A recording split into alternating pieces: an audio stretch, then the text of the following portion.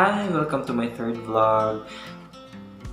So the third vlog that I'll be doing today is I will tell you my story of coming out to the world and show to the world that I am a proud member of the LGBT.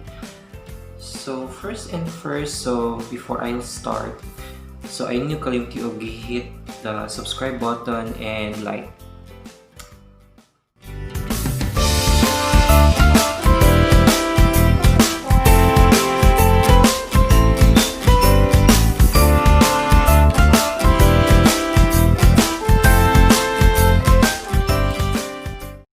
So here it is. My story of coming out, it started I guess sa elementary pa ko. When I was elementary, I found out to myself like when I was 6 years old that I am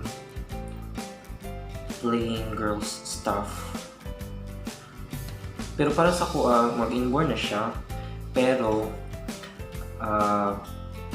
in that time, like me and my sister would fight one another. Kikapalitan siya sa mga Barbie, and of course, me on myself, I also want to have that kind of toys, you know. But in our family, in reality, in our family, LGBT community does exist. I have a tito which is gay. I have a tita which is a lesbian. My grandmother's younger sister is a lesbian. Yes. I also have cousins who is gay and also lesbian. So it runs in the blood of our family about the LGBT community. So when I was elementary, yes, I was bullied a lot because of my sexuality. It was hard for me to, it was hard for me to mingle with friends. It is hard for me to cope up with the society because as a kid, as a child, they, kanang imuhang mga like friends yung mama like bayot man ka ana bayot man ka pag lalaki kay it is prohibited in the Bible. Ang kuan sa Ginoo is men and women, there's no gay and lesbians at all. So in that time, since elementary, I was kind of introvert. I was left behind when it comes to mingle with people. I don't usually go out in the house, kaya tigdula sa mga kwan sa gawa, sa amiga. I was really so isolated that it came to the reality na I started questioning myself, is it really a sin na inani ko? So yeah, so elementary, that was the time that I started playing Barbie. Like I was in grade 1 or grade 2, that's I remember. And in elementary also, that was the time that I am about to explore myself, my talents, my hidden talents. So dito na ako na-explore ako ang talent sa pag-drawing, sa pag-design of gowns, actually sometimes siguro nakuha ang talent sa pag-makeup because way back in elementary, I remember that time that I usually have a bond paper and pag-drawing ko ka ng face, din ako siyang color-coloran. Coloran ako eyeshadow nga red, eyeshadow nga orange, dayon Kulor-kuluran ako og kuan, drink og naong, usually nga naong, and ako din kuluran og lips. Dayon color red, and that was the time, and that was also the time that I first watched Miss Universe.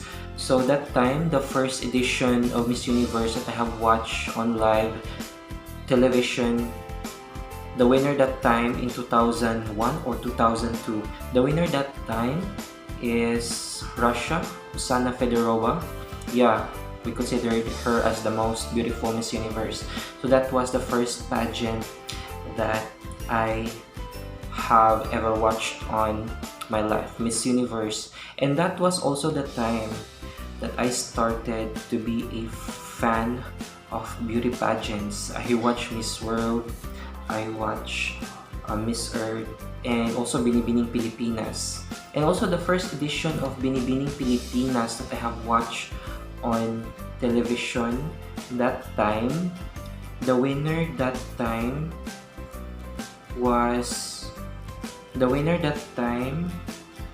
katuganing na Miss International, ganun na siya, si Lara Kigaman. I don't know kinsa tong na Miss Philippines Universe at nga time.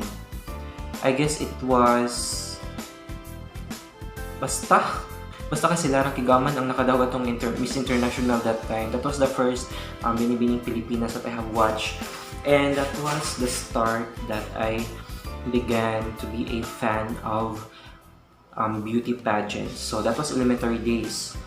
So coming out when I was in elementary, of course, that time my mother knew that I was gay, and that time my father, wala may say akong father about my sexuality, but at that time I didn't even heard a single word from him like, ano ang gabayat mo ka? No, I don't like that. Because my brother died when he was 2 years old, 25 years ago, way back 1994. 20 years ago, or 25 years, or 27 years ago. So, siya ang junior sa mong family, and ako ang kinamanghuran nga lalaki. And since my brother died, I was the only son left. So I have an elder sister and a younger sister. So ako na lang ang younger, or I am the eldest grandson of my grandmother and my grandfather. So in that time, it was really hard, but I just focused on myself, and I said to myself that this is me and this is what I want to be. And that time, and high school. So nag-high school ako, first year. So I was engaged to leadership kasi ko ka-nominate sa una sa high school nga president sa classroom. Kung di ma-president sa classroom, president kada subject. And it was really a hectic schedule for me to have that kind of trust within my classmates, within me. So I am thankful for that one. And of course, in high school, I was also bullied because you have that classmate nga mga badlungon, mga lalaki nga mga classmate, but it didn't hinder me to focus on what I am doing in life, on what I am about to do, just to show them that I am someone that has purpose in the society. So that time, I was really bullied a lot, and this would be the first time that I will be opening this one up. My mother didn't know this one. My father, even my family and friends didn't know about this one.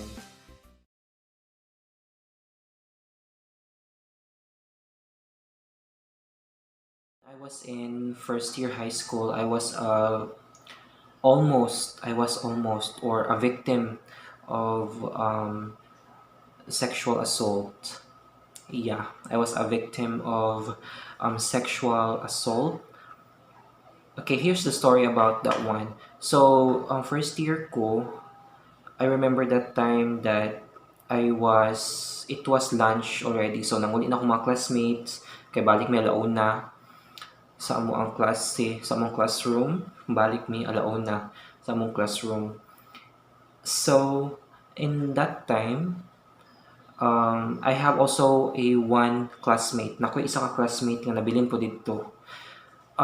That time, when I was in first year high school, I think I was 13 years old or 14 years old. Na ako anang edad. And that classmate nga guy, nga lalaki, I still remember his face. Hindi ko siya malimtan. He was, I think 18 years old or 19 years old. So I was 13 to 4 or 14, and so that guy is 18 to 19 years old. So that time kami lang duha na bilin sa among classroom, and I was sitting at the back of the classroom. Dito ko galing ko usually kay usay matulog ko kay ako sa mabilin sa classroom. Then there is this cabinet nga nay bangko diri. Na dili mi makita sa gawas kay na ako dito naglingkod din. Naling cabinet din sa kilid. Then nara din ang bintana dito tubangan sa cabinet. So that time he approached me. As in ni duol gyud siya sa kuha guys, and I didn't know what to think that time. I can't even move kay syempre I was shocked. Gigunitan niya akong diri. Like I was sitting at the chair like that. He choked me a little bit. And then that time when he choked me, he tried to open his zipper. So that time, as in murag, I don't know what to do. I don't know what to expect because I didn't expect that one to happen. But yeah, nothing happens because I'm nisokol ko ni kuan, then I easily get out of the room. So dito ko nagtambay sa open field, sa oval namo, sa mini grandstand. If you know that one, mini grandstand na katong nainara, dito ko naglingkod-lingkod. So nagulat lagi ko dito guys nga kanang magklase na may alauna mo nalud ako mga classmates. Okay, it was a traumatic experience to me. So that was the worst experience that I have encountered on high school na nabully ko. So that time I became more introvert. Like pag naabitay ka ng boys na classmate, like I don't want to be with them. I isolate myself with them, and I am more comfortable with girls. Yes, I am more comfortable with girls, and so mo din to since high school, more on murag ang self is na more on na attach or mas close ko sa mga girls ng mga friends during high school. And yeah, until I graduated way back 2010 in high school, so that was 10 years ago. And yeah, na-college na ko. Yay! Mag-college ka, dyan na yun dyan mo na mararanasan yung mga infatuation, yung mga na Columbia zone, yung mga crush. So yeah, first year college, I was 17. Bago pa ako nag-17 at nga time. So that was the first encounter in my life that I have experienced love life. Sa high school, kay crush naman ko sa high school, but in my first year college, that was the time that I had a boyfriend. Yes, I have my first boyfriend that time. So that time, I was studying, way back 2010, I was studying development communications in Bukidnon State University. And my first boyfriend that time, he was not straight, he was bisexual. He was a student, a first year student of electronics technology. Yeah, we are in the same department. Hi, shout out po kay Vince. Yo, last time ako nakita si Vince was way back 2019. Nag-OJT ko, nakita na ko siya sa City Hall. Hi, kung mutanaw mo ka Vince, hello, kumusta na ka? It's been 10 years that we have no communication. So yeah, that time, that was the first experience that I have a boyfriend. So we lasted 7 months because, you know, in our first year days and in our age gap, I was 17 that time and he was 24 that time. Yeah, he's older. He was 24 that time. So yeah, so that is my first experience having a boyfriend in college. And so on and so forth, after nang nagbulag, so that was the time that I am not really open yet to my parents on having a relationship with someone the same as my gender. So I have managed to keep it a secret that time up until 2016. Yeah, di man siya sa daghan, pero I've been after after my relationship with Vince, I have been through some relationships, yes. And way back 2016, I have a boyfriend way back 2013. He's from Iloilo. He's from Aklan and he works as a nurse in Boracay. So yeah, we lasted 1 year and 2 months that time. So yeah, after that one, I was broke. I was not broke to the point na wala ko'y kwarta. I mean, I was broken that time. So that time, 2013, I am more focused on what I am doing. And way back 2016 na. So that is the time that katong boyfriend ako, katong ex na ako itong 2013, nagbalik ni pag 2016. So that was the first time that I opened to my parents that I have a boyfriend. So in 2016, I was... Ilan mo edad in 2016? I think I was 22, 23 that time. 22, 23 years old, 2016. I can't remember anymore. Siguro, nasa 23 years old. I was 23 years old that time. So that was the time that I have introduced my boyfriend to my parents. And my parents was okay. My mother was happy about it. So nagila-ila silang duha. Even up until now, sige siya pangusta. Uy, kumusta naman to si Kuan, ana-ana. I don't wanna mention his name anymore. Okay?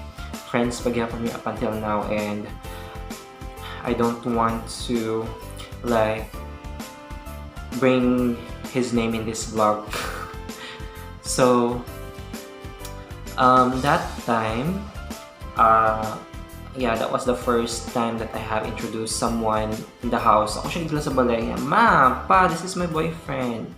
Or spill the tea. So that was the time in 2016. So yeah, my father, he was open about it. Wala siya say about it. He was really open-minded. He respect my decision.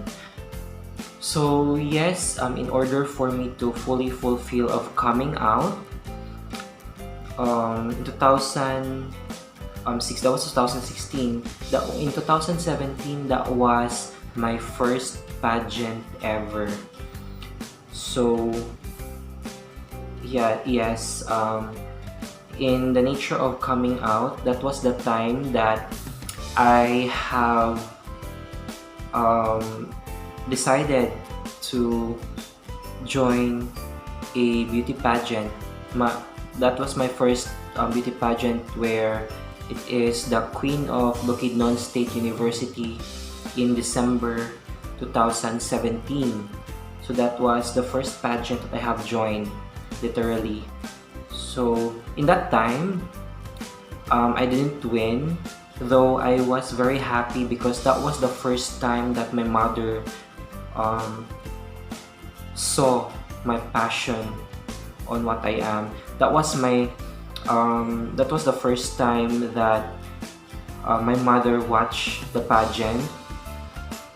Naghilakag ko itong time kay, I am introducing myself and you see your mother sitting in the audience, like supporting you to your first pageant ever. Yes. And that was the time that I had really fulfilled nga murag I really feel like I'm free to be who I am as a person. Naka-remember ko itong time nga okay ra gigan ko ni mama nga okay ra man sa mua do nga maginana ka as long as happy ka sa imuhang life and you don't step on to others pride, as long as wala ko nasakitan nga ubang tao. So that would be totally fine. And this one, and my second pageant that time, that was Miss Q&A Malaybalay 2018. So that time, I represented our beloved barangay, which is Barangay 4, Malaybalay City. Yes, that was the time that was the second time that I had joined pageants, and it was also a memorable experience for me because kabalo naman akong mama. In 2017, kabalo na akong mama nga first nag-join ko pageant. In 2017, that was the first time that my father saw me wearing high heels, wearing a gown. That was also the first time that my father saw me wearing makeup. And also, that was the first time that me and my father had a selfie together. So, naring picture, me and my father had a selfie together. So, nag-selfie mi nga naka-makeup ko, nga nakasuot ko kuan, nga naka-wig. So, that was the moment of my life that I said to myself that I will not doubt anymore because tanggap na ko sa akong papa, sa akong family. And also, that was the first time, or that was, no, it is not the first time, that was the time that me and my father got close together. Because we are not so close, we didn't even talk because mas close ko sa akong mama that time. Because, my mother is so supportive. And also, when I joined my third pageant, my last and third pageants, which is Miss Q&A Malaybalay 2019 and Queen of Bukidnon 2019. So that was also the last time that my father saw me also. That one, he is very supportive to me. And yeah, I am blessed that I have not experienced any discrimination towards my family, especially on my mother and my father. Wala akong naka-experience sa gigan ko nila nga you are so hypocrite, you are a person that has no respect. Respeto po sa mua. Di ka magbinayot kay kwan. I didn't even hear a single word from my parents that they have objected on my coming out as a person. You know, being in my 20s, I was outrageous. You know, I was willing to sacrifice everything just to let everyone know that this is me. This is who I am. This is what I want to be in life. And also sharing my story. So that was the story of my coming out. So sharing my story of coming out, I just want to say to everyone that mabayot man ka or matumboy, don't be afraid to show who you are as a person, because at the end of the day, it is you who will make your destiny. It is you who will make your own happiness. Kaya kay kung itago mo nimo sa imong self nga kanang bayot ka or lesbian ka or part ka sa LGBT community, you will have the tendency that you will live life with no happiness. So mamatay na lang ka sa imong life nga wala nimo na-express ang imong true identity kung unsa ka. So for those people out there na sama na ko who is gay, I'm openly gay, just be focused on what you are doing in life. Just focus on your goals, because at the end of the day, dili man na siya nga ay bayot ko, ay tomboy ko, wala ko mahimo sa society. No, you can make a difference. Trust me. Trust me, in the academe, LGBT community stands firm. In the political aspects in our society, natin mga LGBT community, natin mga LGBT community na successful engineers, successful fashion designers, successful doctors. We do have a politician which is a transgender. I don't know her name, but I guess sa Luzon siya nga transgender. He was or she was a congresswoman. Yeah. And just believe on yourself that we do excel in the society. We do have space in the society, because we don't even bother to, we don't have to be scared of going out of the society, because we have something to offer. God created us equally, so more na. So kamo as a teenager, as a kid, if you think that you belong to the LGBT community, just don't be afraid. As long as wala kay natapakan ng mga tao, wala kay na agrabyado ng mga tao sa imuhang pag-come out. And of course, di po nato i-neglect ang advices sa atong parents. Siguro naiuban dili pareha na ako nga kanang na-accept gyud sa akong parents fully since elementary up until now. But what I can advise is ayaw mo kasuko sa inyong parents kung as of now, when you are on your teens and on your 20s or even 30s or even 40s or even 50s, nga wala pagyapon mo natanggap sa inyong parents, kay atog yung i-cherish nga parents knows best. So dili man ta nila fully accepted as of now, kung dili man mo nila fully accepted as of now, trust me, time will come that God will provide the way that you and your parents and everything around you will unite and will fully accept you as who you are.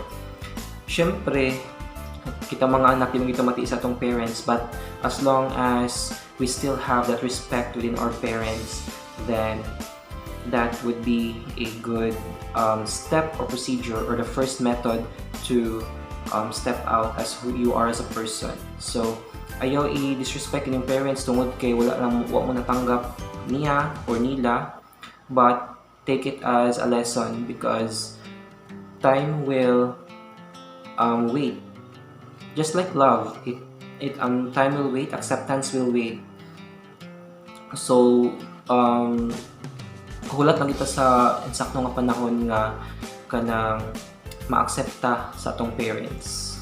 Because just like me joining that pageant, introducing my ex, my boyfriend, ako nagdala sa balay, sa ang lulaw, ako ang tita na kailan niya. So, yeah. So, more to. I just shared my coming out story. Dili siya lalim, but coming out, you will experience obstacles. But I believe that if you have that firmness in yourself, I believe that if you have that perseverance within yourself, so ma-overcome ra gyapon ang imong obstacles. So, yeah, just focus on your goals and just respect whatever it is. Because time will come that, just like me, you also will be accepted. So that is the end of my coming out story. So I hope you enjoyed my third vlog. And to my LGBTQIA community out there, I love you so much. And yeah. So enjoy sa life. Bye-bye! And also don't forget to click subscribe and like and the notification bell. Bye-bye!